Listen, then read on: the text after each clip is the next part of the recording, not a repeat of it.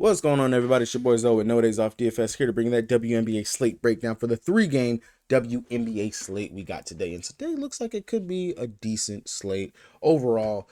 If you guys are new here, make sure you guys go ahead and smash that subscribe button so you don't miss any of the content I'm dropping over here on the channel. And drop a like on this video if this video or any of my other videos have helped you guys win some money. Over the weekend, not a bad slate of games. We have 4-game slate on Sunday, but it was broken up with a early and a late slate. Focus on that early slate, and honestly, I will be very honest, did not have that slate pegged going in the right direction. The Connecticut Sun was pretty heavy on Bonner, who got into massive foul trouble in the first half. That really just killed any upside trajectory that I had. Then AT just went out there and had a floor AT game. It was pretty much just downhill from there. Had a very good Canada game, was very high on Tina Charles. Tina Charles, she went out there, she performed.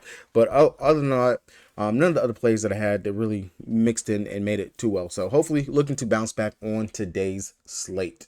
Looking at it, injury report for Dallas, looks like they are finally going to have all of their players. Maddie is expected to be back today. New York Liberty, they're still going to be without Benijah Laney. For the Seattle Storm, no news to report for them. For Washington, Shakira Austin, game time decision, but fully do expect for her to play. Dee Richardson and Carly Sampson have already been ruled out. And if you guys don't know, Carly Sampson was the 5th starter in the starting lineup. I doubt that it's going to be Aaliyah Edwards slid into the starting lineup.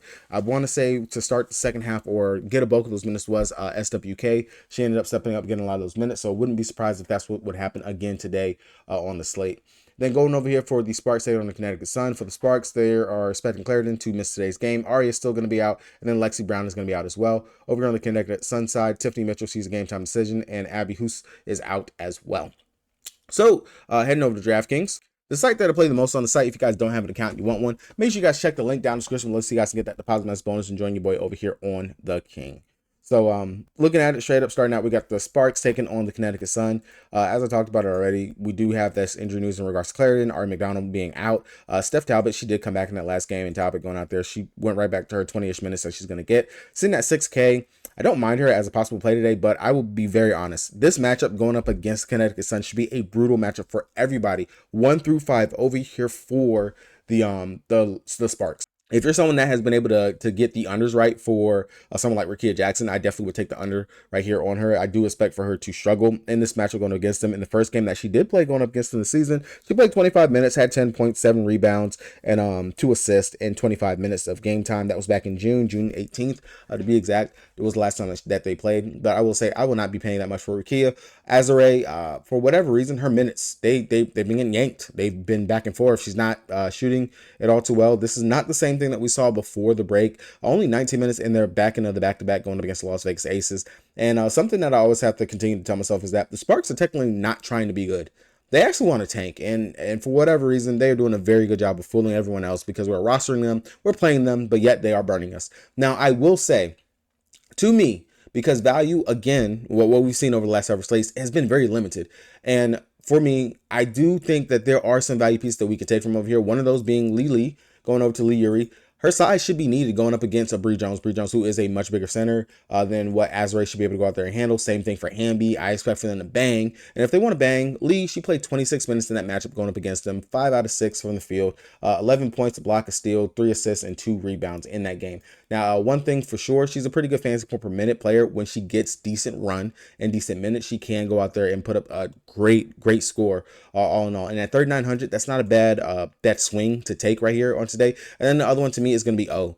We know she's on that 7-day contract, and I understand normally I normally don't attack the Connecticut Sun with opposing guards, but if she's coming off the bench, leading the second unit, honestly, I know she's a very good playmaker, and if the shot just falls, she shot 1 of 8 in that last game. Imagine if she did not shoot 1 of 8, maybe she shot 5 of 8. Made a lot of these threes that she ended up actually taking in that game. Or shoot, I'll even take 4 of 8, going 50% and making at least 3 threes in the game.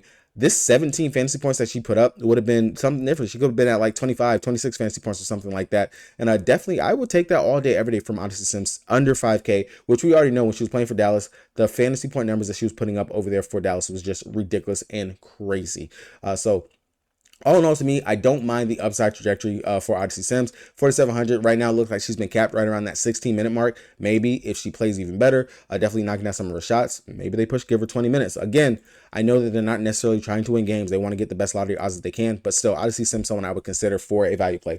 Everyone else over here, Kia Nurse, Dangerfield, Ray Burrell, none of them interest me. Nobody at all. I'd rather just try to get the value, just hopefully hope that the value over there will be something that we can actually take and I'll run with on the slate. Now, going over to the other side, I will say AT, I'm going right back to her, right to the well. This should be a matchup that she should excel in.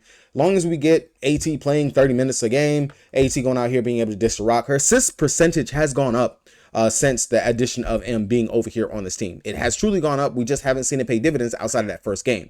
Now, with Carrington being back, to me, that still did not change the assist upside. It's just that a lot of the assists that she could have had in the last game, team was just blowing them. Bonner was missing shots and was missing a lot of kicks from AT kicking the ball to her. Bree Jones, she had a rough first half as well. So everything was just very in that last game. And then also AT just shot really poorly in the first half of that game. That 33.5 fantasy point score should have been closer to a 45-50. If she would have made a couple more of her shots, which she had plenty of chances to make those shots. And then on top of that, if those assists were able to be converted, she still has triple-double upside every single slate. And of course, going up against the Sparks, who, again, a weak team, weak defense, as it is, turnover-prone team. When she played going up against them in only 29 minutes, she was able to go out there and drop 34 fantasy points against them, 7 assists, 11.7 rebounds. I will go right back to AT as a spend up possibly to take on today's slate, especially considering that the spend on today's slate, they're kind of We're really kind of Now, outside of that, Bonner 9.4, don't mind or hate that at all. M at 9K, really, I kind of want to see more from her before I'm really just stuck paying that. I really do think the price should come down. Maybe she should be like a high 7K, mid-tier 8K player. I don't think the 9K price tag being on this new team is warranted or honestly justified. Outside of that, Bree Jones, definitely someone to consider at 8.5. I know I talked crap about her last slate, but you definitely can't go back there to her. And then Carrington, she seems to excel in these type of matchups going up against weak defensive teams and things like that. In 28 minutes last time, she dropped 26 fantasy points going up against them, so definitely don't mind her. Everyone else over here all on the bench, not really going to focus on anything over here. You can take O&O as a possible value play, hoping that she actually gets some minutes. I want to say she played 12 minutes last time going up against them and gave up had 0 fantasy points in that matchup for them. Going over to my Dallas Wings taking on New York Liberty, which, of course, this game more likely will be a blowout considering that New York, they're the top team in the league. And then Dallas, we have the worst defense, just poor, putrid everywhere around. Now, granted, this will be the second game for Satu being back at 7-7, still too cheap, too low for me. For the upside that Satu has, she actually played New York very well last season in all 3 games going up against them. Nothing lower than 30 fantasy points in all 3 of those games. So the upside for Satu, another game under her belt. I know that we're worried maybe possibly a minute limit for her last game, 36 minutes, practically played the whole game. Upside for Satu, let she get some foul trouble, love it. And I'll go right back there to her.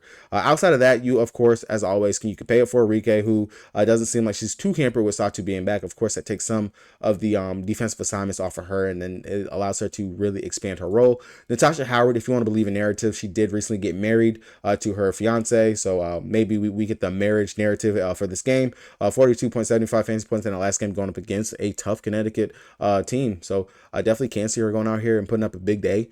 Definitely something that you can take. And then Big T, definitely, I'm not going to go to Big T today. Everyone else over here on the bench, I don't see any reason to go and play any of those guys over there. Really, it's Satu for me. Just that price tag is way too low.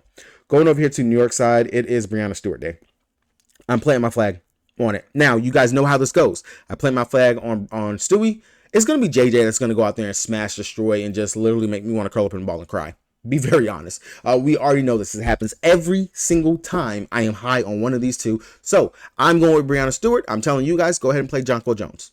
You're going to win because you're going to play Jonquel, and I'm going to have Stewie. Stewie's going to go out here and have a floor game. JJ's going to go out here and have the ceiling game. Tons of blocks, go out there knocking out a bunch of threes. She's going to have the game that Breanna Stewart should have. That's exactly what's going to happen. But again, you're going against the weakest defense in the league. We are horrible. Horrible everywhere. The mid-range, the outside, the inside, the post-up, the free throws.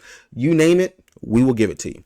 So, Breanna Stewart, this should be one of those games where if she decides she wants to be that dog, go out there and take the shots, jack up the shots and everything, she will put up a very good fantasy point production number. The playmaking, the assists that she can go out there and get, the rebounds as well, and then the defensive upside, all those things stick out for me for Bree. Now, outside of that, if you want to pay up for a Sabrina Ionescu, it looks like Sloop might be capped around like a mid 20-ish minutes. The assist upside should definitely be there for Sabrina, especially in this matchup going up against, again, like I said, Dallas. We give it up to everything. everything that you want. Definitely can see that being there for Sabrina, especially like I said, we're not seeing Sloot playing more than 20 minutes so far. So definitely I do like that upside for her. Outside of that, again, I'm not going to harp on JJ anymore. I do like Phoebich at 7-1. The length, the upside, the shooting, the scoring, the defense, all those things that she brings to the table. 7-1, if you land there, I definitely don't hate that. She has very good upside. She's starting still without no Laney. And then if you want to mess with it, if you believe in revenge narrative, the Thor God, she is playing against her former team. She is going to get some minutes, especially we're seeing that if Sloot is capped, and then possibly if the game does blow out, we could see more minutes for Thornton, and we could see her go out there and smash at 6-1. Definitely a 1K price tag difference coming off of Phoebich. And then again, if you want to believe in the blowout narrative, Baby Sably will be another one I would go ahead and consider and take a look at. So going over to the last game that we have on the slate, if you guys have not done so already, make sure you guys hit that subscribe button so you don't miss any of the content I'm dropping over here on the channel, and drop a like on this video if this video definitely has helped you guys win some money. After this one right here goes up, I definitely, as you guys do know, today is Taco Tuesday. I will have a props video going up shortly after this with some of the props that I'm on. Really just going to highlight everything. There will be a full list posted on the Patreon. I will have my list of prop plays for today. Hopefully we can dominate the WNBA on today. Definitely want to try to get that sweep. This is another one of those spots where we got one of those rebuilding bottom teams going up against a top tier team now. Seattle, coming off that loss, going up against the Indiana Fever, they definitely should want to get the get back, and hopefully will come to play today. All your typical suspects that you want over here, Nneka, Lloyd, Mac, Ezzy, Skylar, all of them are in play. To me, again, the guards, they definitely do stick out over the forwards. I love Skylar Diggins-Smith here, the assist upside, slashing, and she's looked very aggressive over the last several games, just trying to get her shot to fall.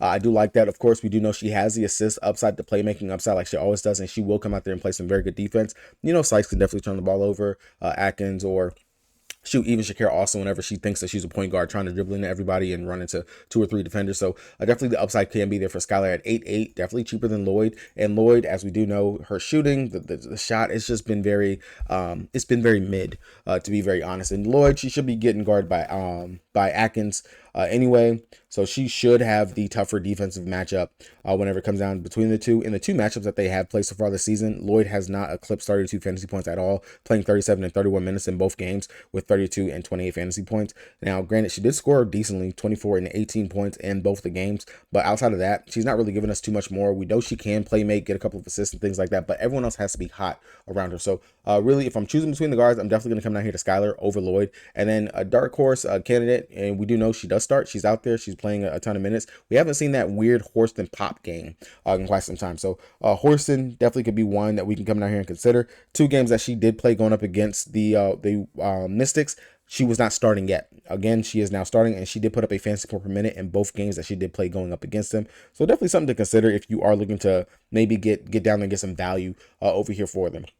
When it comes down to both the bigs between Nneka and Ezzy, honestly, you kind of can't go wrong with either or. Of course, Ezzy, she has the block upside. You just got to hope that she's going to go out there and score. And then Nneka, if she's going to continue to play aggressive like what she has over the last several games, you definitely know the upside will be there for her with anything that she does.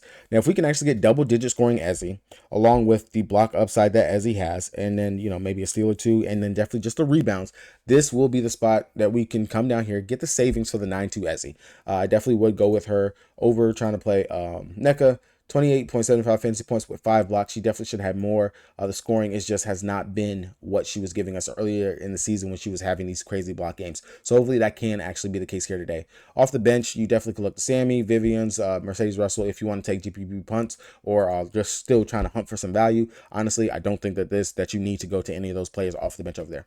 Going over to the Washington Mystics, I'm going to tell you straight up, being honest, still Sykes too cheap, too low. 8K price tag, love the upside for her here. And then going down as well, we do know that she is still quote unquote on the minutes limit. She's not playing over 20 minutes yet since coming back from the Olympic break or anything like that. But Shakira Austin, again, has been looking aggressive, looking to get her shot. And one of the spots that you actually can go ahead and attack the Seattle Storm is with opposing bigs, and Shakira Austin, I will go right back to her. Don't mind it. Granted, I do think that she will be the reason why Ezzy can get those blocks and have the upside as well. But definitely don't mind her at the 7K price tag. I do understand, and I've said it time and time again, she is a pretty good fantasy point per minute producer. I know I would love if she could actually play more minutes, but in 20 minutes, she's dropping 29 and 32.25 fantasy points. How can I not go to that? They're looking to get her rolling in the offense. They're looking to play through her. And as long as they're going to keep on doing that, and she's going to be priced below 8K,